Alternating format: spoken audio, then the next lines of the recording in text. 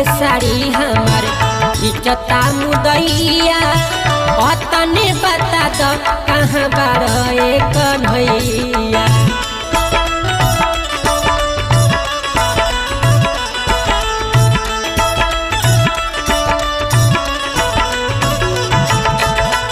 सभा बीच साड़ी हमार इज्जता मुदैया तने बता दो कहाँ बार कन्हैया। जल्दी से आओ ए मुरारी जी पापिया जसेर भइल बा। जल्दी से आओ ए मुरारी जी पापिया जसेर भइल बा।